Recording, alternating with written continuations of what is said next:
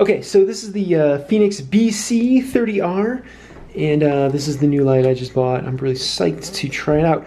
So the funny thing is, I actually have a version, or a similar model of this light that I bought before, and it's this. And this is the BT30R, and it has a lot of similarities. It has the dual beam, double LED light. It's got the remote switch, and it's basically powered by two 18650 batteries internally. Lots of differences though. I'm really kind of psyched about these upgrades. Is first off, there's no separate battery pack. This thing is annoying. It's annoying because you have to figure out where you're gonna like lash it onto your bike. You've got this gigantic cable. You have to figure out how to route that. So it takes up space. It's just one more thing to lose. Is one more thing to get dirty, things like that. I've actually taken this apart and verified that there's just two 18650 batteries in, and I've actually probably used them for other situations, like other headlamps or something. On the top, you'll see there's just one button. There's no LED display. You know, press and hold, it goes on, and then you kind of go through the lighting settings, you know, high, medium, low. The problem with this light right now is it's broken. I can't use it, and that's one of the reasons why I bought a new light. You can see that there's a problem with the wiring where this will get a lot of torque to it, and if you can see really close, I'm not sure if this is going to work. Yep, you'll see that the wiring is stripped. So this is potentially fixable at home. The problem is it's just so close to this whole kind of build that I'm not sure if I can really get into there. I've never tried, but I'm pretty bummed because this happened during, you know, a multi-day bike ride, and I'm kind of SOL.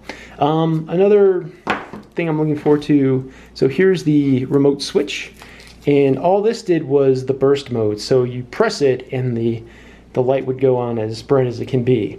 One thing that stinks about this light is, you know, there's no way to remove it from the light itself. It's part of the system. So if you want to use this light, you always have to attach this button as well. So if you want to like use this light on different bikes, it's kind of a hassle.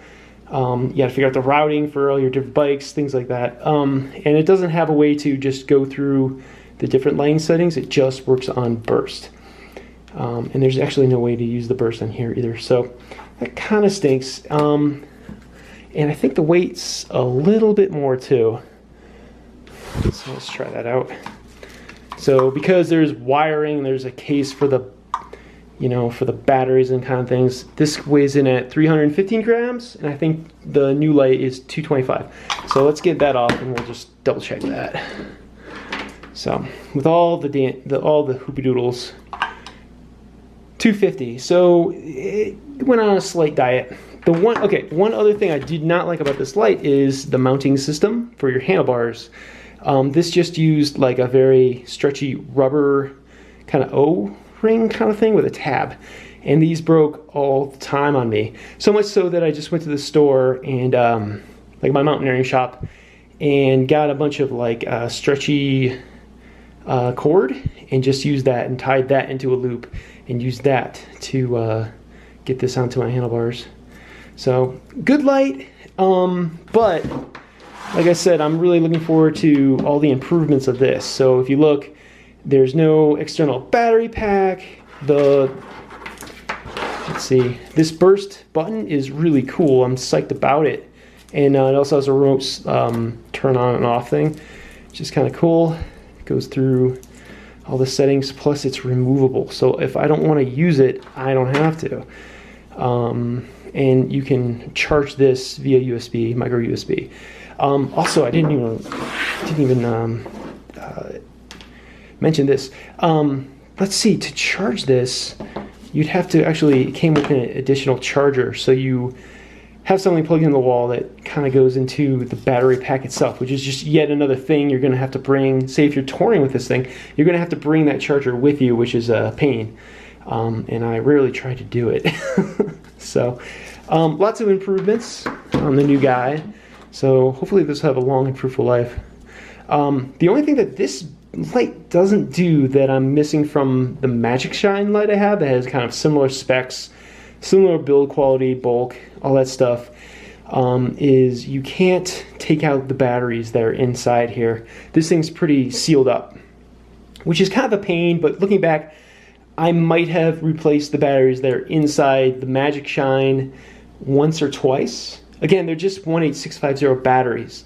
There might be like a specific model of 18650 that works the best for this light. I don't know, and if so, they're probably already inside the light itself. And if you put in a different, slightly different model of 18650 battery, it wouldn't work as well.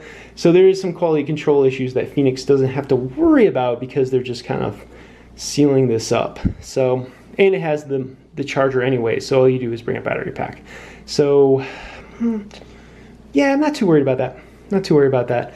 It is what it is. Yeah, looks like a really good version of this like heavy duty, extremely bright light. And I think it's gonna work for many rides to come.